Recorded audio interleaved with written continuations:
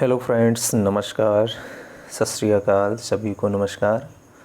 आज हम यहाँ पे जो टॉपिक लिए हैं वो है अनुसंधान समस्या के स्रोत। क्या है? Sources of research problem. तो सोर्सेस ऑफ रिसर्च प्रॉब्लम क्या होते हैं? चूँकि बहुत सारे ऑप्शंस आपको मिल जाते हैं, उन ऑप्शंस में से आपको एप्रोप्रिएट आंसर टिक करना होता है। तो उसके लिए ये आपका महत्वपूर्ण बिंदु हो सकता है कि आपको सोर्सेस ऑफ रिसर्च प्रॉब्लम यानी अनुसंधान समस्या के स्रोत कौन कौन से हो सकते हैं वो आपको अच्छे से नॉलेज होना चाहिए। तो आज हम इसी बात को यहाँ पे मेंशन करना चाहेंगे कि अनुसंधान समस्या के स्रोत कौन कौन से हो सकते हैं। तो अनुसंधान समस्या के स्रोत से क्या तात्पर्य है, इसको सबसे पहले आप समझिए। जैसे जब कोई अनुसंधान समस्या की उत्पत्ति प्रायः इस अनुभूति के द्वारा होती है कि किसी क्षेत्र विशेष में किसी कार्य के सुचारू ढंग से संचालन में कोई बाधा है एवं उस बाधा को दूर किया जा सकता है। कहने का तात्पर्य ये है कि जब कोई अनुसंधानकर्ता रिसर्च करने जाता है, रिसर्च के लिए आगे बढ़ता है तो रिसर्च शुरू कहाँ से करता है? इसको ध्यान देना है। तो रिसर्च शुरू करने से पहले उसके पास क्या होना चाहिए? एक वह बाधा होना चाहिए। एक क्या होना चाहिए? बाधा होना चाहिए या समस्या होना चाहिए। इस बात को ध्यान रखिएगा। बाधा होना चाहिए या समस्या होना चाहिए या रुकावट होना चाहिए। रुकावट। इस तरीके की अगर चीज़ें आपके सामने दिखाई दे रही हैं तब हम उस क्या करते हैं? बाधा को रिज़ॉल्व करते हैं, समस्या को रिज़ॉल्व करने का प्रयास करते हैं या उस रुकावट को हटाने का प्रयास करते हैं। तो जब बाधा हमारे सामने आ गई या समस्या हमारे सामने आ गई या रुकावट आ गई तो उसी का हम लोग क्या करते हैं? समाधान करते हैं। क्या करते हैं मित्रों? समाधान किया जाता है। और इसी समस्या को बनाने के लिए हम कुछ चीज़ों को रीड करते हैं, पहचानते हैं, पढ़ते हैं, जिसके अंतर्गत एक एप्रोप्रिएट समस्या या बाधा देख पाते हैं। अब कोई भी वस्तुतः जैसे आवश्यकता, जिज्ञासा व असंतोष को आविष्कार की पृष्ठभूमि तैयार करने में अत्यंत महत्वपूर्ण माना जाता है।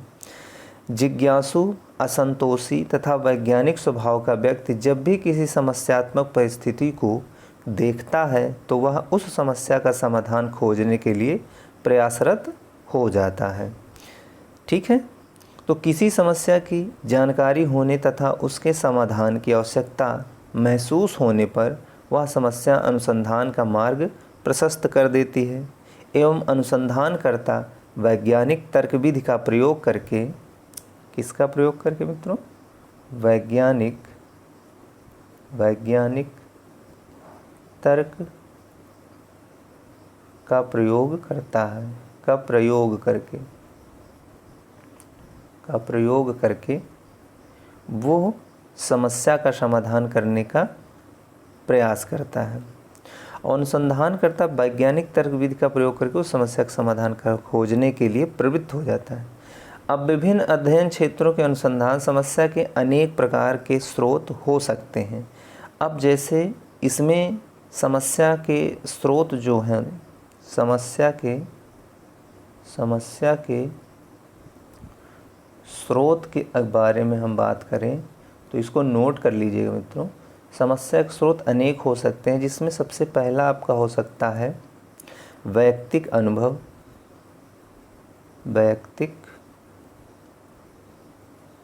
अनुभव, यानी आपका व्यक्तिगत एक्सपीरियंस कितना है, पर्सनल एक्सपीरियंस कितना है, अपने जीवन को कितने अच्छे से देखा, उस समस्या को कितने नज़दीक से देखा है, वो उससे भी आप एक अच्छी समस्या बना सकते हैं। दूसरा, ऐतिहासिक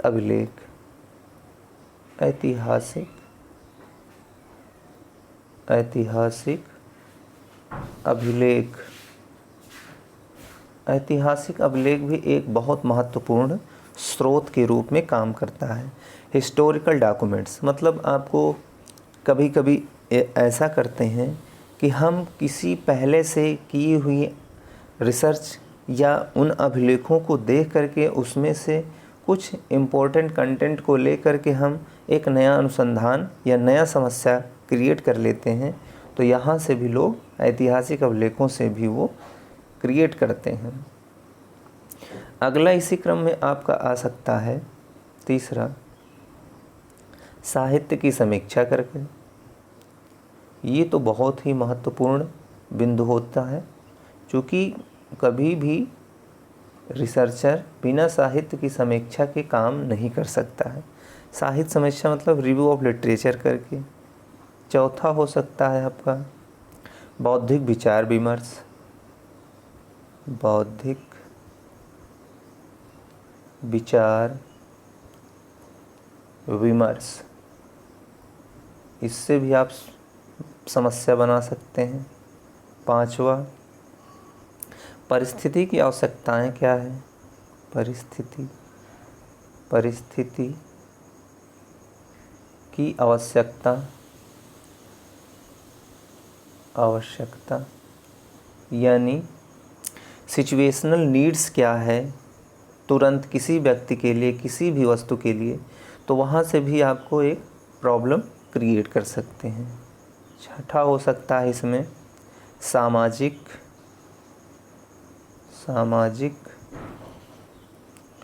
व प्रौद्योगिकी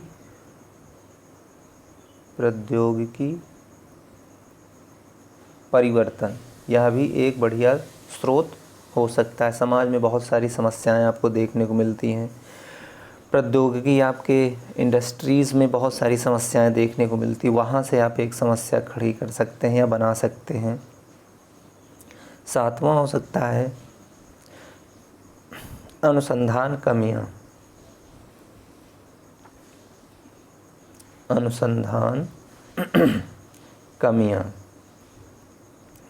अब अनुसंधान, आप बहुत सारे अनुसंधान जो हुए होते हैं उनको अब जब रीड करते हैं तो उसमें से कुछ कमियों को भी आप पकड़ सकते हैं। तो जब आप अनुसंधान के बीच में कमियों को अगर पकड़ लेते हैं तो वहाँ से भी एक समस्या का रूप प्रदान कर सकते हैं। और दो हो सकते हैं जिसके अंतर्गत है जिज्ञासा वृत्ति। आपकी जिज्ञासा किस स्तर की है, उससे भी आप जो है समस्या का निर्माण कर सकते हैं। नौवां हो सकता है नीतियाँ व प्राथमिकताएं। नीतियाँ व प्राथमिकताएं, इससे भी एक आप शोध समस्या बना सकते हैं। पॉलिसीज़ एंड प्रायोरिटीज़, यानी कौन सी नीति चल रही है, नीति में क्या हो सकता है, नीतियों को किस तरीके से बनाया जा सकता है। तो यहाँ से भी एक बढ़िया अनुसंधान समस्या को बनाया जा सकता है। तो ये जो आपके पास 9 यहाँ पे हमने लिखे हैं कुछ स्रोत, ये बहुत ही इम्पोर्टेंट हैं। इसके तहत आप जो है एक बढ़िया समस्याओं का क्रिएशन कर सकते हैं। वैयक्तिक अनुभव, ऐतिहासिक अभिलेखों के द्वारा, साहित्य के समीक्षा करके, बौद्धिक विचार विमर्श करके, परिस्थिति की आवश्यकता के अनुसार, सामाजिक व प्रौद्योगिकी के क्षेत्र से, अनुसंधान कमियों से और साथ ही साथ जिज्ञासा वृत्ति से तथा नीतियों प्राथमिकता से हम अनुसंधान समस्या के स्रोत को निर्माण कर सकते हैं। तो इस वर्तमान परिस्थिति में इस तरीके से हम लोग यहाँ समस्या का बना सकते हैं और फिर हम नए विषय वस्तु को हम नए वीडियो के अंतर्गत लेंगे। तब तक के मित्रों, जय हिंद।